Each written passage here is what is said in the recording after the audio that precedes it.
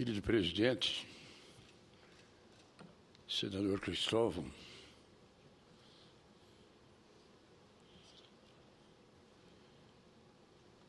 querida esposa,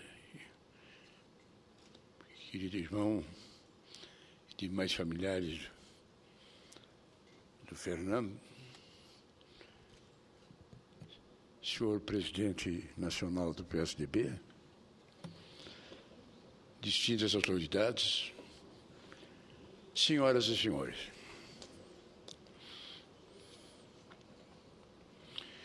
Eu costumo dizer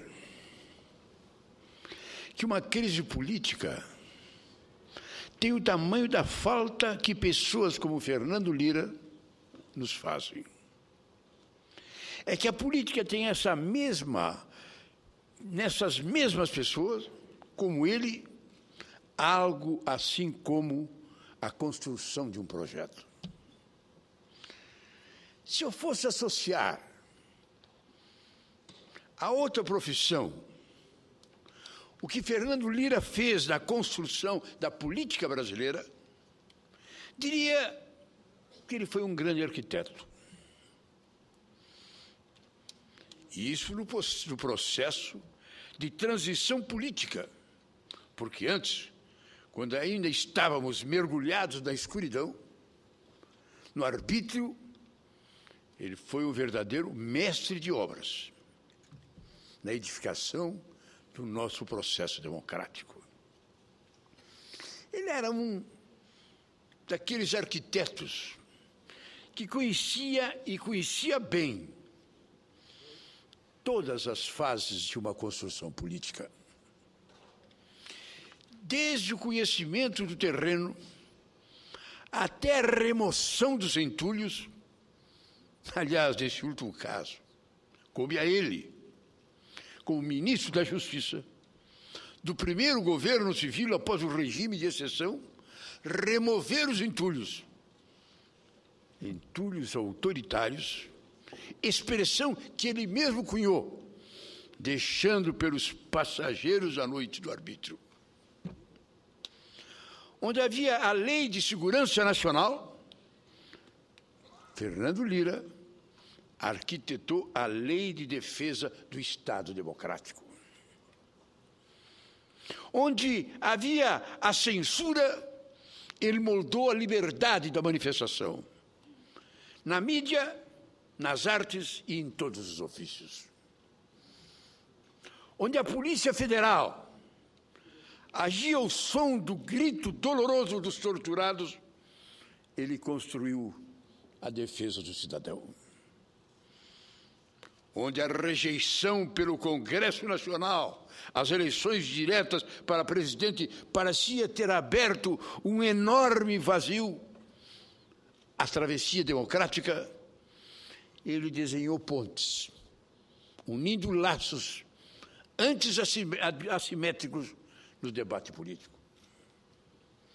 Com ele, a reforma agrária perdeu o ranço da violência para se tornar um instrumento da geração da cidadania. Assim era o deputado federal por 6 mandatos e ministro da Justiça, Fernando Lira. Um arquiteto quando era preciso traçar linhas políticas, um mestre de obras quando era necessário mobilizar as massas. O trabalho do arquiteto é mais visível depois da obra pronta. E tão necessário quanto o tempo impõe, reparos estruturais a essa mesma construção.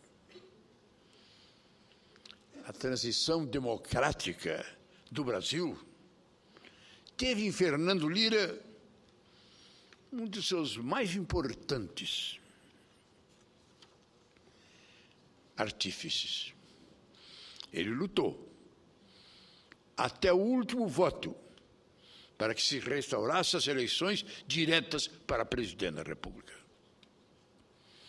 A sua voz, o seu sotaque eram inconfundíveis nos palanques de todos os comícios, onde um coro de milhões de outras vozes entoava o grito de ordem pela democracia direta já. Aí ele se juntou. Ulisses, Mário Covas, Tancredo, Teutônio, Brizola, Lula, Fernando Henrique e tantos outros. Ali eu me juntei a todos eles. Ali juntaram-se todos, de todas as vozes e de todos os sotaques. Rejeitada por uma margem mínima de votos, a chamada emenda das diretas já, com os militares, arma na mão, cercando o Congresso, pressionando, coagindo a muitos nem virem votar de medo, parecia que o arbítrio continuaria muito adentro e que toda aquela mobilização popular não teria nenhum efeito. E eu me lembro, nós nos lembramos do que foi o caos à primeira hora da queda das diretas já. Doutor Ulisses saiu do centro e não queria discutir nem debater. Para ele, a vida tinha acabado. Discussão nenhuma, debate nenhum. Falar em ir ao colégio era um tremor. Mas o MDB tinha se consolidado na luta, na resistência, na anticandidatura em não ir ao colégio, e depois na luta pelas diretas já para ter candidato. Como é que iria para o colégio?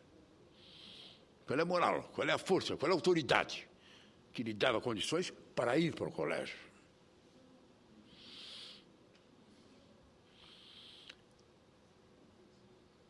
Foi uma arquitetura política de Fernando Lira. E a luz apareceu. E a luz se fez. Naquela que, com certeza, foi uma das melhores parcerias políticas da história brasileira.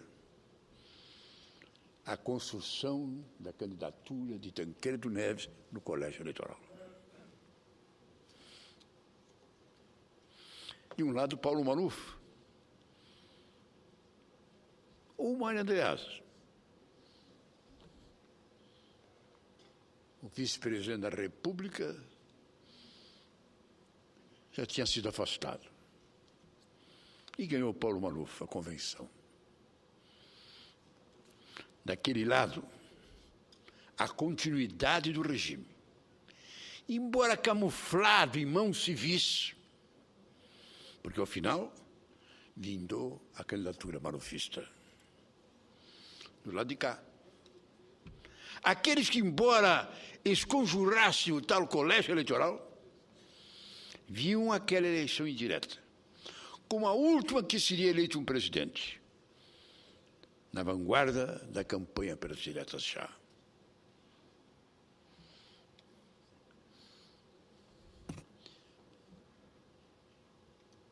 Durante toda a campanha das diretas já,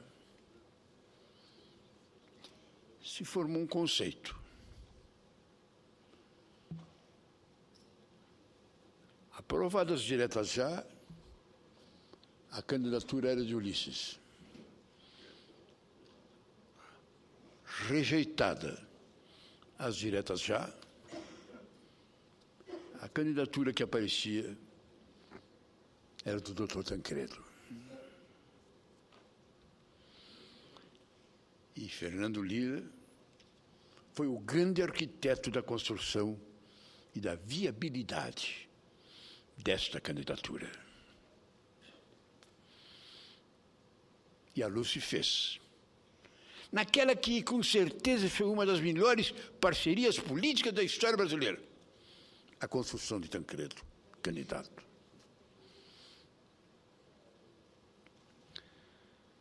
Tancredo contava com grandes nomes para fazer a coordenação de sua campanha política.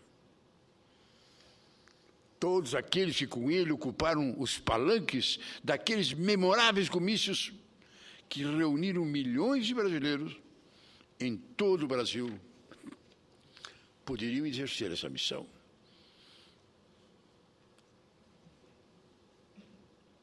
Um matreiro competente, capaz, no meio daquele impacto, daquela dúvida do que fazer ou o que não fazer, Fernando Lira saiu na frente. Tinha pessoas até com mais autoridade política, com mais peso para assumirem esse papel. Até porque Fernando Lira tinha tomado aquela posição causando um certo impacto. Fernando Lira vinha dentro do PMDB, assim como Jarbas e tantos outros, do grupo do MDB autêntico. Aquele MDB ainda confuso naquela discussão de interrogações de qual era o caminho, para onde apontar. Um grupo de grandes nomes do MDB tomaram posição. E justiça seja feita, foi esse grupo que saiu vitorioso e que deu a linha do MDB, a linha da movimentação, a linha da vitória. Fernando Lira saiu na frente.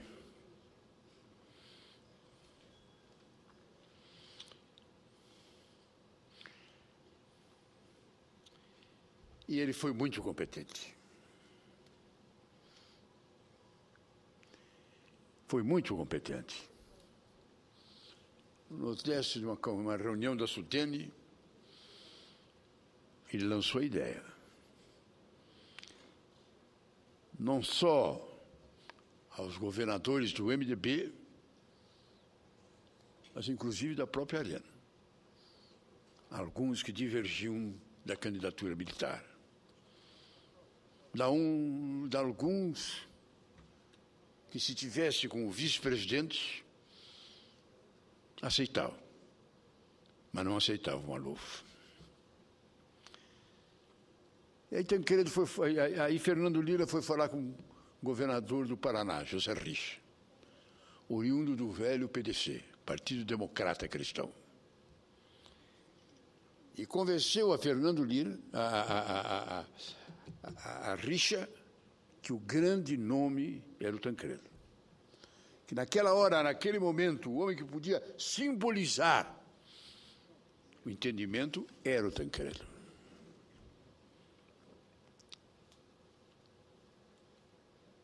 E que o grande passo para iniciar e lançar esse movimento tinha que ser o governador de São Paulo, Franco Montoro. Porque Franco Montoro, como governador de São Paulo, era o cargo mais importante que nós tínhamos.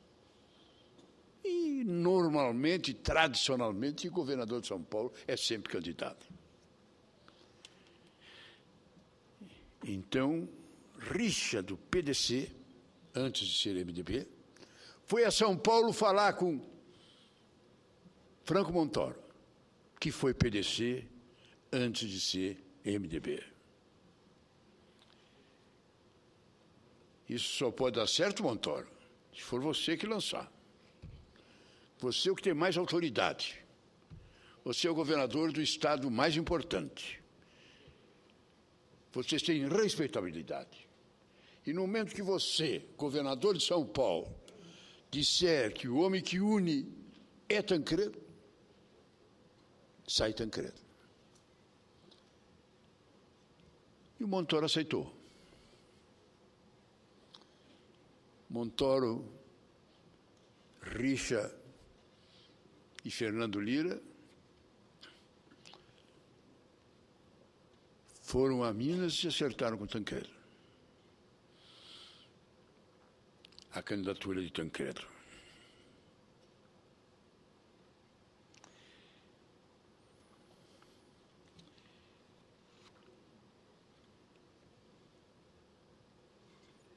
Ulisses levou algum tempo para aceitar. Embora Ulisses sempre dizia que jamais aceitaria a candidatura no colégio eleitoral, mas a grande verdade é que ele, então, defendia a tese que nós não deveríamos ir ao colégio. Devíamos, novamente, ou lançar um outro candidato, ou denunciar o colégio. E Tancredo ganhou. Ganhou, mas morreu antes da posse. E o tal perfume da vitória parecia correr o risco de se transformar novamente em cheiro de chumbo. Assumiu o vice José Sarney, que manteve a mesma equipe montada pelo presidente eleito e morto. Ali estavam Aureliano Chaves, Marco Maciel, Francisco Dornelles, Olavo Setúbal, Antônio Carlos Magalhães, Valdir Pires, Almir Pajanotto, João Sayad, entre outros tantos nomes, de peso na política. A coordenação, em tese, caberia ao ministro da Justiça. Ora, não havia melhor nome para o cargo do que Fernando Lira, para o equilíbrio necessário ao contraditório da realidade. Em nome dessa construção política, um arquiteto com a sua capacidade de moldar rumos e consciências, sem corrupção, sem atos que lembram os tempos do autoritarismo. É por isso que essa sessão especial não pode se restringir a discursos que apenas celebram os mais de 40 anos da vida pública de Fernando Lira. Ele deve continuar ecoando nos corredores e nos gabinetes dos 3 poderes da República. De um modo especial no Congresso Nacional. Aí sim, não será tão somente uma homenagem, mas uma verdadeira celebração. Falar aqui com essa longa distância parece que foi uma coisa meio simples. Aconteceu. Mas cá entre nós, meus queridos deputados e senadores, foi um pleito complicado. Foram horas dramáticas que nós vivemos. Foram horas imprevisíveis que aconteceram. Primeiro, conseguimos que o povo saísse à rua. Dezenas, centenas, milhares, milhões, aclamando as diretas já. Foi uma página muito bonita. Sem uma arma, sem uma bala, com as pressões de todos os lados, o povo foi à rua. No início, alguns. Ao final, todos. Todos à rua, exigindo as diretas já. Eu acho que essa talvez tenha sido uma das páginas mais bonitas da história do Brasil. Grande imprensa contra, igreja contra, burguesia empresarial contra, militares contra, tudo que tinha poder e que tinha força contra, querendo continuar os militares. Os jovens na rua. Primeiro alguns. Vou dizer pela 20ª vez, mas não posso deixar de dizer. No célebre dia do aniversário da cidade de São Paulo, foi quando surgiu o primeiro grande movimento das diretas já em São Paulo. Milhares, algo que pegou todo mundo de boca aberta, porque nem imaginava que aparecesse tanta gente como apareceu.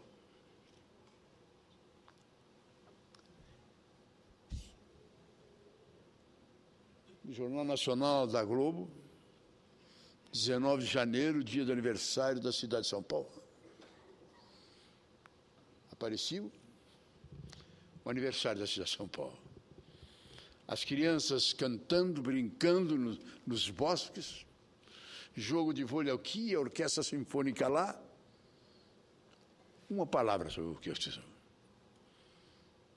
E naquela noite, no dia seguinte, as caminhonetes da Rede Globo foram viradas, foram apedrejadas. E a Rede Globo teve a sensibilidade de entender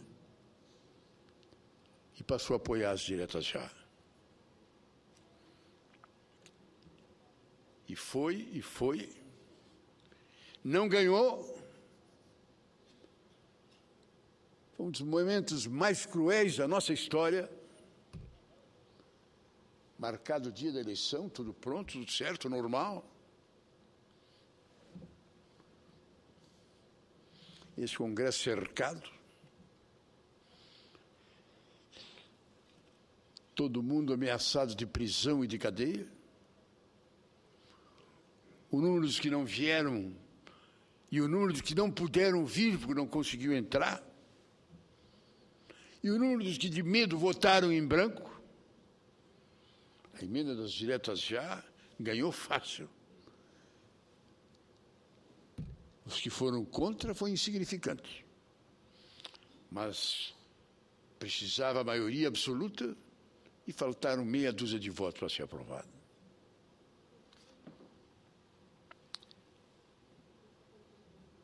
Por isso é muito importante, quando nós escrevermos a história real do que foram esses tempos, assim como nós endeusamos lá na África do Sul, a figura fantástica daquele que foi o grande líder do século passado, 27 anos de cadeia, vitorioso, natural, século de escravidão, de ódio, que se buscasse a justiça, encavando, levantando e botando na cadeia aqueles que tantos crimes praticaram. E ele disse, mas se nós fizermos isso, esse processo não vai acabar. Porque, na verdade, ao nós fazermos isso, também faremos as nossas injustiças. E vai ser um círculo vicioso. E deu um exemplo que a história marcou. E que hoje transforma a África do Sul numa grande nação. Muitos eram os processos dos que queriam na luta no Brasil. Nós que defendíamos isso que o Fernando Lira defendeu, nós que defendíamos que a fórmula de sairmos da violência da ditadura e entrarmos na democracia passava pelo diálogo, pela compreensão do povo e não pelas balas, que era a tese de Fernando Lira, que quando caiu a emenda das diretas já, incluiu uma mobilização no Brasil, no sentido, agora não tem mais desculpa. Agora é a luta armada, agora é a guerra civil, agora é irmos para o tudo ou nada. E olha, vocês devem se lembrar, como nós pagamos muitas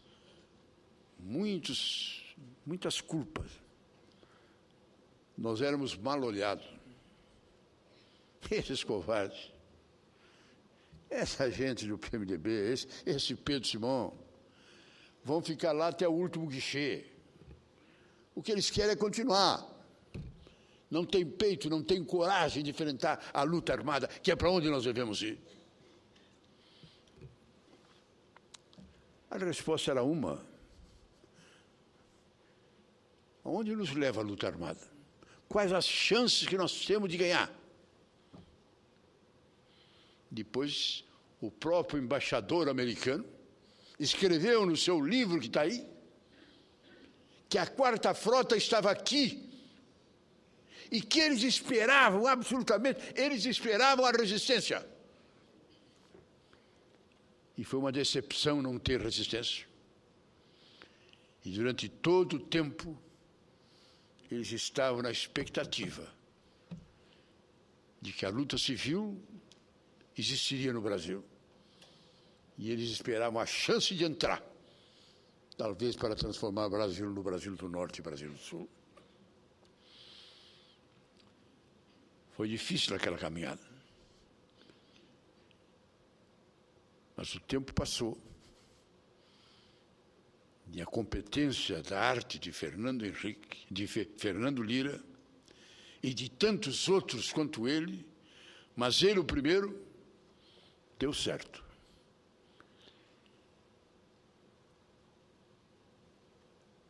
E Tancredo se elegeu.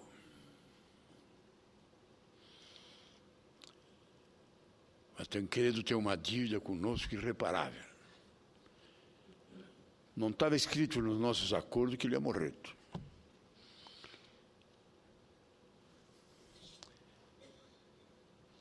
E ele morreu. E aí assumiu Sarney. Eu era dos que era contrário, inclusive, ao Sarney como vice. Eu dizia que se nós abrimos mão de Ulisses, porque reconhecíamos que Ulisses tinha dito tanto desaforo, era uma guerra verbal tão grande contra a ditadura, que ficava difícil se unir em torno dele. Então a gente dizia a mesma coisa, é o Sarney que era o presidente da Arena. Se nós não nos reunimos em torno do Ulisses, porque era o presidente do MDB, por que vamos unir em torno do Sarney, que é presidente da Arena? Mas ele ganhou praticamente por unanimidade. E vamos fazer justiça ao presidente Sarney, que ele, os grandes compromissos da Aliança Democrática, ele cumpriu. Não digo manter o ministério do Tancredo, porque manter o ministério do Tancredo era o necessário para ele assumir, e assumir com credibilidade popular. Ele entendeu, e todos entenderam, que ele assumir, e assumir junto com ele todo o ministério do Tancredo, era a continuidade natural. Se ele fosse aventurado e demitir o ministério, escolher um dele naquela hora, não era o momento. O dele ele escolheu um ano e pouco depois, quando houve uma reforma absolutamente correta em cima do plano cruzado. Sarney, justiça seja feita, convocou a Constituinte. Justiça seja feita, promoveu a abertura, legalizou os partidos de esquerda, PC, PCdoB, terminou com a censura à imprensa, e nós cumprimos as nossas missões.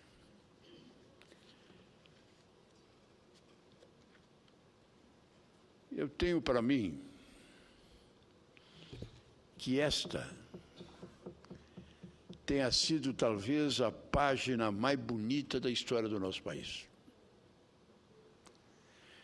A história do nosso país, infelizmente, não temos grandes páginas gloriosas nos grandes momentos.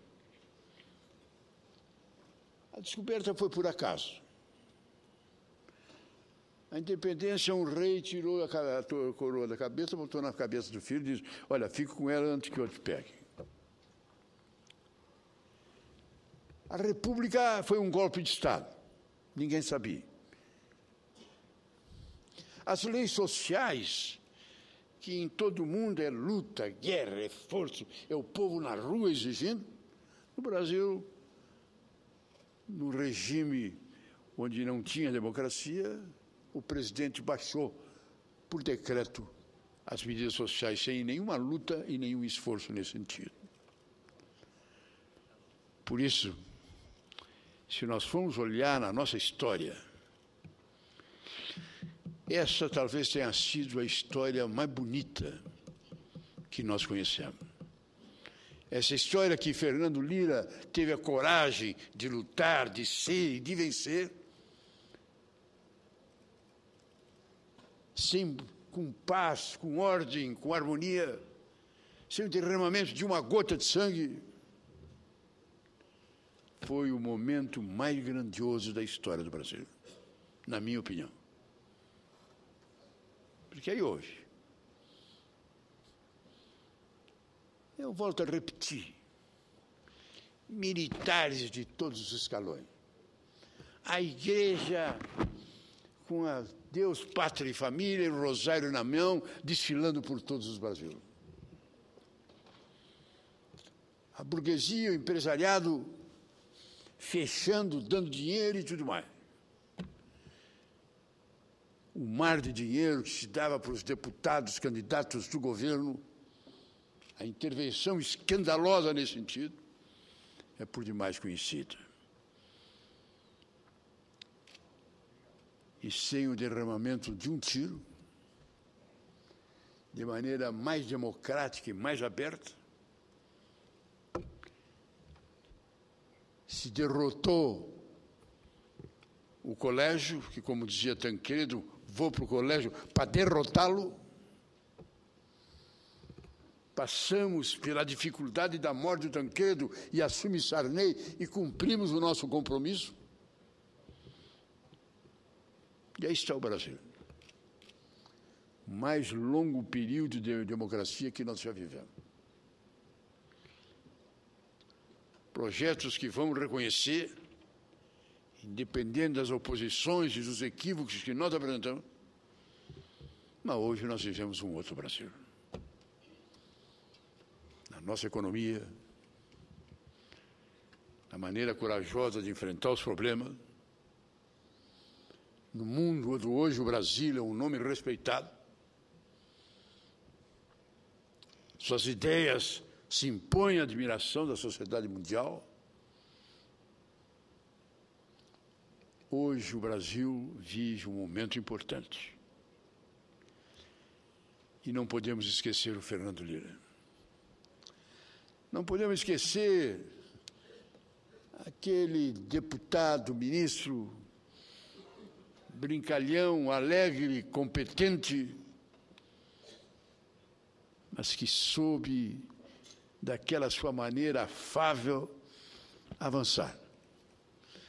Avançar entre doutor Ulisses e doutor Tancredo, entre Tancredo e Teotônio, entre Sarney, etc. e tal. E fez o que parecia impossível. Ele que não tinha cargo. Não era da executiva, não era governador, não tinha uma grande liderança política, ele tinha a liderança dele, a capacidade. Eu diria até a genialidade da competência de fazer. E isso ele fez. E a nós outros, cá entre nós, com toda sinceridade, temos o mérito de tê-lo acompanhado. O nosso mérito é de ter dado força. Ao invés de tentar boicotar, dificultar, criar problema, nós fizemos esse esquema de acalmar o doutor Ulisses, de acalmar as pessoas, de acertar o partido, de tentar trazer os que não queriam para que viessem, e fizemos a grande vitória. Uma vitória que não teve nenhuma preocupação em ganhar e pegar o poder para nós. Não teve. Ganhamos a eleição, quer no primeiro ministério do Tancredo, quer nos ministérios do doutor Sarney, em nenhum momento nós tivemos a preocupação de nos manter no poder, de ficar no poder a qualquer custo. Por isso, hoje se fala em muitas coisas. Hoje, forças que estavam unidas naquela época, hoje estão divididas. Mas mesmo nessa divisão, os que estão no poder, Dr. Lula e companhia, vão te reconhecer que, embora com não muita grande frequência, nem muita grande ação deles, eles ganharam o episódio. Porque o episódio deu certo. Por isso, eu trago meu abraço muito fraterno na memória de Fernando Lira.